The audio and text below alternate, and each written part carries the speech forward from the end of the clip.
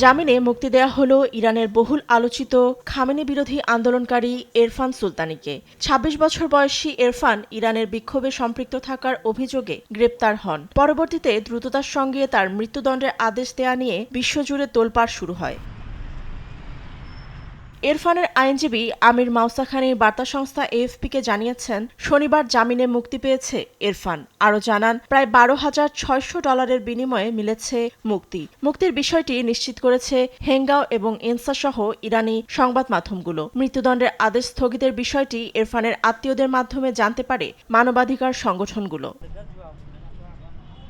সম্প্রতি ইরান জুড়ে ছড়িয়ে পড়া বিক্ষোভ রূপ নেয় সহিংসতায়। দমনপীড়নের মধ্যেই ৮ জানুয়ারি তেহরানের পশ্চিমে ফরদিস শহর থেকে এরফানকে গ্রেপ্তার করা হয়। ৩ দিনে বিচার প্রক্রিয়া সম্পন্ন করে তার পরিবারকে জানানো হয় মৃত্যুদণ্ডের আদেশের কথা। ১৪ জানুয়ারি এরফানের ফাঁসি কার্যকরের কথা ছিল রায়ে।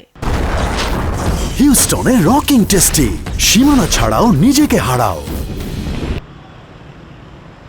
গ্রেপ্তারের খবর প্রথম প্রকাশ করে নরওয়ে ভিত্তিক হেনগো অর্গানাইজেশন ফর হিউম্যান রাইটস। ৩ দিনের মধ্যে মৃত্যুদণ্ডের আদেশ দেয়ায় বিশ্বজুড়ে শুরু হয় সমালোচনা। সরব হয়ে ওঠে মানবাধিকার সংগঠন সহ আন্তর্জাতিক মহল। এরপরই বিক্ষোভকারীদের ফাঁসি দেয়া নিয়ে কড়া হুঁশিয়ারি দেন মার্কিন president Donald Trump.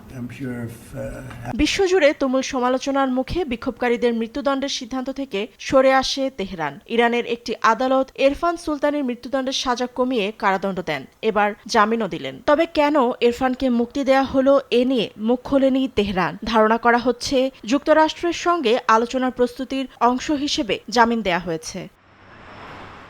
Fatema Tasnim, news desk, দেশ টিভি।